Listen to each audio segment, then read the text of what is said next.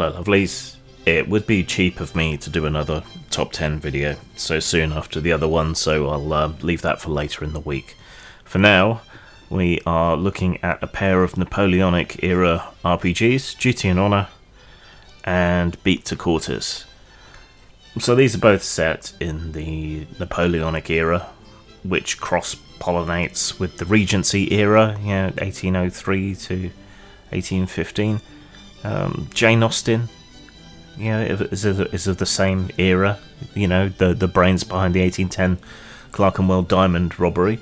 It's the time of Sharpe's rifles, if you want to see something that Sean Bean doesn't die in, or Master and Commander for Beat to Quarters, if you want to see Russell Crowe before he was possessed by the disembodied spirit of Oliver Reed after Gladiator and slowly began turning into him. Now the Napoleonic era goes weirdly relatively underserved in role-playing, despite being one of the main genesis points for RPGs, people role-playing stuff out before they actually played out the battles to determine what happened. So it's a little odd that there isn't much out there in the Napoleonic era, especially considering that there are Napoleonic era reenactors and so on. I've known a few in the past. There's basically this and Flintlock, which is a skirmish game in a sort of fantasy Napoleonic era where the English are orcs, and the French I think are elves, and the Spanish are dark elves. I think that's right.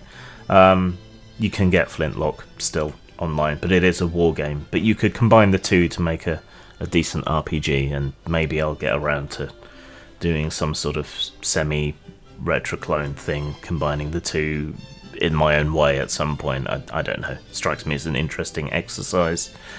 But that's about it. Now this is military role-playing, which can be quite restrictive, but it can also be a godsend for games masters, as you can give the players orders from on high as part of the war or whatever, that this is what you have to do, which gets rid of the whole problem of the kind of instigating event that you might otherwise have in a role-playing game. You don't meet a shady guy in a tavern who whispers to you of hidden treasures. No, you march forth on the King's Shilling to take on old Boney. The game is run using a deck of playing cards, so it's worth finding a couple of nice sets, maybe some Napoleonic themed sets or something, if you intend to play a lot. I think they normally have a player deck and a GM deck, but I don't see the harm in everyone having their own deck. Characters are defined by what are called measures. That is guts, discipline, influence, and charm. And these typically range from 1 to 5, with 6+ being very rare and kind of reserved for experienced characters or very powerful and influential NPCs. So those are your statistics, basically, but they're quite abstract. They don't necessarily have to be reflected in your character's physique or anything else. It's basically your character's main character syndrome. So yeah, these typically range from 1 to 5, 6+ being very rare. You are also defined by your reputations, which is very fitting for the era, your loyalties to various groups and people, and the favours that you might be owed from various people and institutions. Your character is then further defined by their skills, which typically run the same 1 to 5 that measures do. You don't typically test your measures so much as you test your skills. Your character is further defined by their experiences, which can be from their pre-military life or from their military life, or you might be able to negotiate with your games master for some other things. So your character's defined by their backgrounds, their experiences. You further define, not so much in game statistic terms, but otherwise, what nationality, what religion, what regiment, and so on you might be a part of. Your character's further defined by traits, which are special personal exceptions that NPCs and other characters might not actually have, and these give you bonuses in certain conditions or alter certain things about your character. Now, as a military game, you need the right mix of rank and file characters and officers, and there's a handy little table back in the character creation section for getting the right composition for your game group. For example, with 4 players, you might have 2 privates, a sergeant, and a lieutenant. So you've got commissioned officer, non-commissioned officer, and a couple of people for them to order around, which makes for a reasonable mix. It's actually probably more fun playing the rank and file than it is playing an officer, because the rank and file get to get their hands dirty. They get out there and they do things, and the final responsibility for everything rests on the officers in sort of unit engagement, skirmishes, that sort of thing. So it's not necessarily, there's a lot of pressure on you if you're playing the officer, which you might not want to engage in necessarily. So far as the system goes, you take the skill being used, its level, add any other effects, traits, equipment, and other bonuses to provide a final number, and that's how many cards you get to draw. Other people can help you, but you can only ever get a maximum of 3 extra cards from people helping you.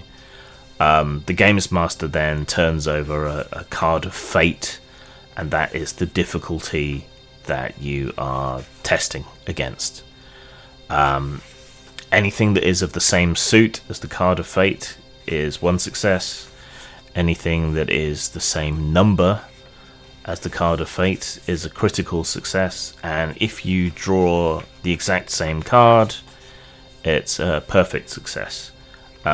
Jokers are wild, so you can substitute them in for any other card that you want, and anything else you draw is a failure. So let's say we had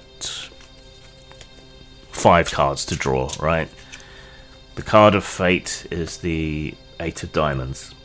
So because this would be separate decks and we want the chance of drawing the same card,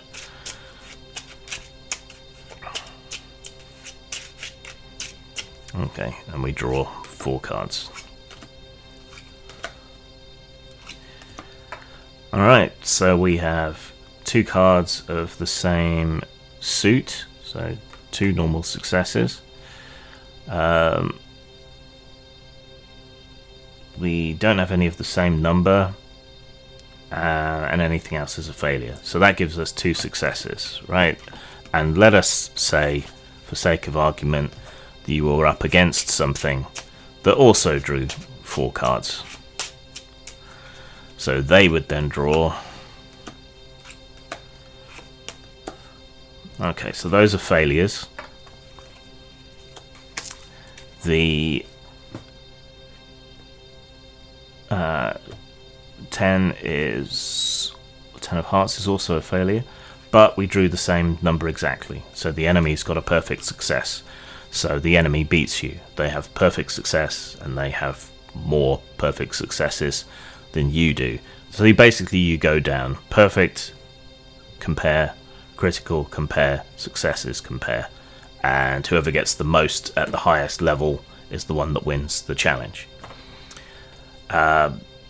Your health, your reputation, your morale as a company, or your wealth can all end up wounded in certain contests, with wound states being described as normal, injured, maimed, or dead. And yes, a reputational death is pretty damn serious. How badly hurt you are depends on the best draw that the enemy got. So a success injures you, a critical success maims you, and a perfect success kills you. So our player wouldn't have gotten off particularly well on that previous draw. Yeah, and that could be applied to anything. So you could be ruined by losing all your wealth. You could become a social outcast by losing all your reputation in various degrees. Your unit could abandon you apart from the other PCs if your morale all went, and so on. Missions in the game, so missions, quests, whatever you want to call them, they're kind of negotiable, with players helping to determine what challenges they'd like to undertake in order to complete the mission with the Games Master. So it might be that, you know, you want to, or your mission is to convey cargo from one place to another if you're playing Beat to Quarters, in which case you would perhaps want to explore a desert island, outrun a French warship, weather a storm, and avoid being shipwrecked, maybe, depending on the skills that your characters had. So that gives you your main challenges. Maybe the Games Master says, okay, that last one, no, I want you to engage with a French ship, maybe the same one that's been following you, right? So yeah, you negotiate back and forth, but there is the idea of plenty of player buy-in. Even though this isn't really a narrative game per se, there are narrative elements to it.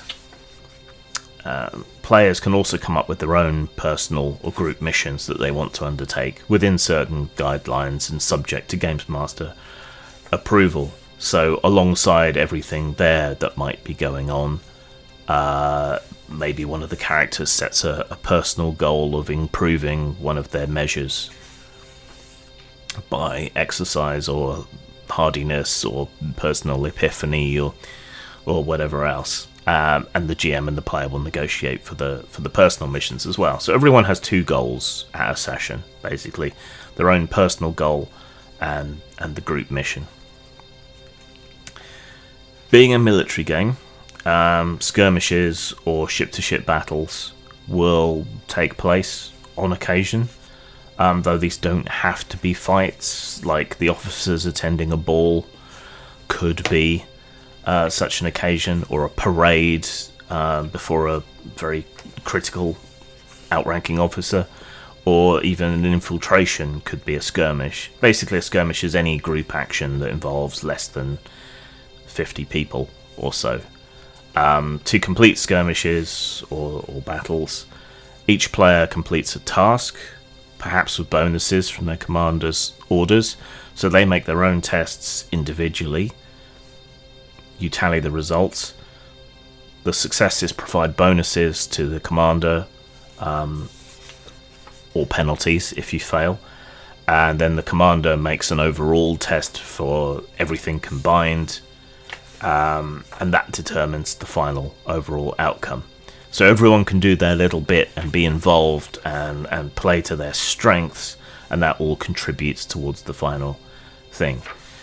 Keeping in mind that the player characters, of course, are hinges of the ages, and the rank and file extra troops aren't. They might provide a numerical advantage or something. You know, there's rules for that. There are more advanced skirmish rules. But everything really hinges around the player characters and their actions. So it does centre on the heroes. And this is quite a good way of dealing with battles and ship-to-ship actions and things. It means everyone can contribute, and that can tip the balance one way or another. the advanced skirmish rules allow for random red shirts to be killed instead of the characters, and for larger battles to take place. You'll also find rules for artillery, and in beta quarters for ship-to-ship combat. Artillery is utterly beastly and quite inhumane. So yeah, beta quarters is the naval version, and would make quite a good piracy campaign tool as well. The characters in beta quarters are broadly compatible, work pretty much the same way, but obviously it's centered around a ship's company and the ship itself rather than a military unit, and there's much more scope perhaps for individual action than there might be in Duty and Honor. It has rules for creating the NPC complement of essential crew for positions that aren't filled by characters, including the captain, though a character might eventually rise to such a rank. And the ships themselves are treated almost as characters, with sets of statistics and some personalization to make them a bit more individual. Ships can take multiple injuries to their various parts, crew, guns, rigging and hull, and running out of damage boxes in any of these spells disaster. And again, this is a system you could overlay on other systems. You just get the players to do their actions, then switch systems and count their action's success or failure as bonuses to what's done at the ship level or the skirmish level. That would work quite well.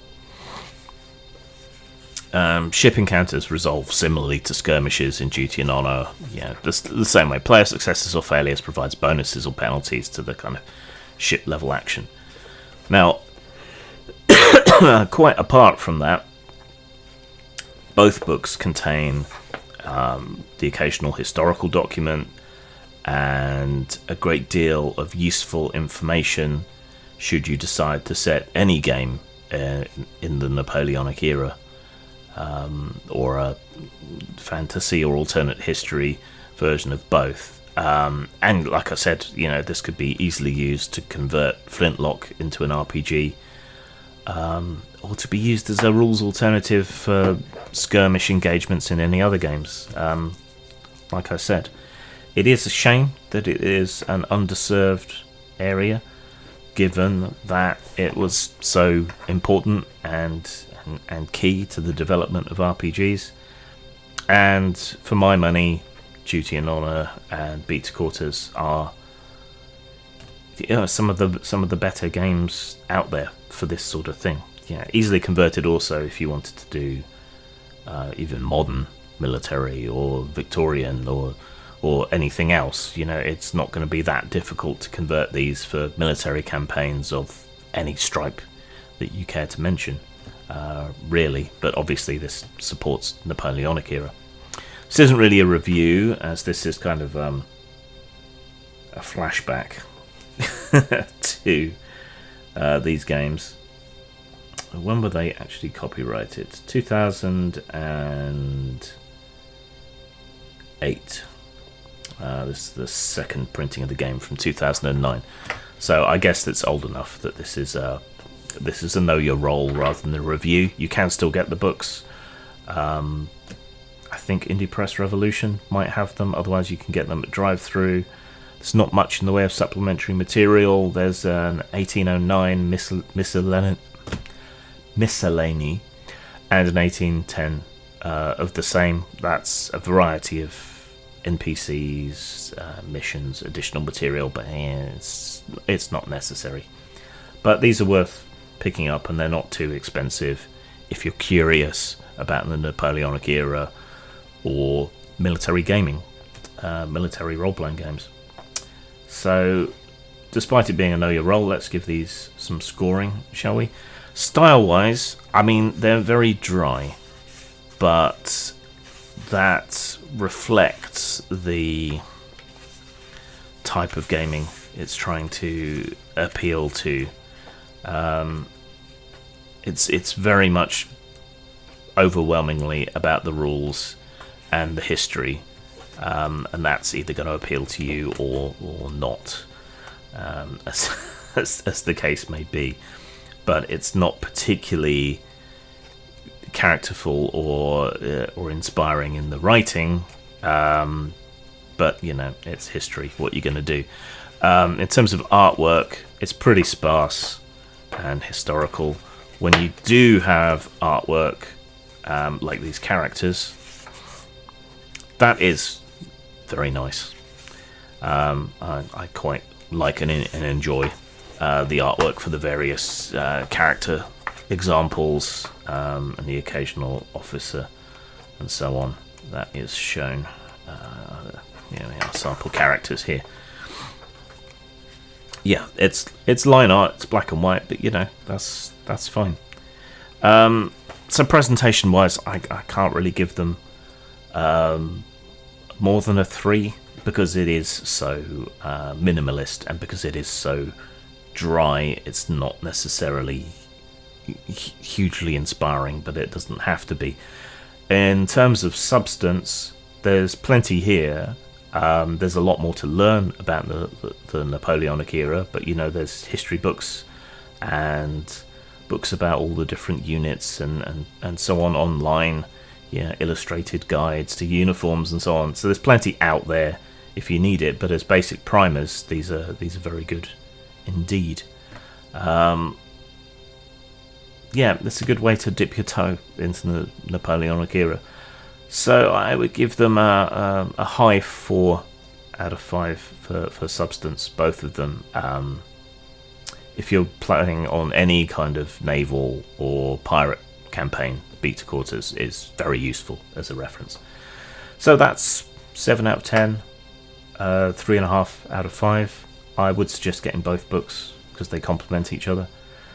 Quick reminder on my reviews, 3 is average.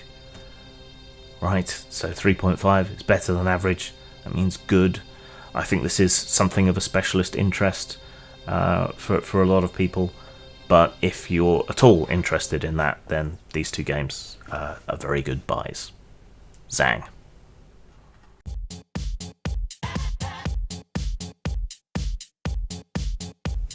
I have a woefully undersubscribed subreddit, so please do me a favour. If you're a Redditor, head on over to r/postmortem studios and talk about anything related to any of my shenanigans.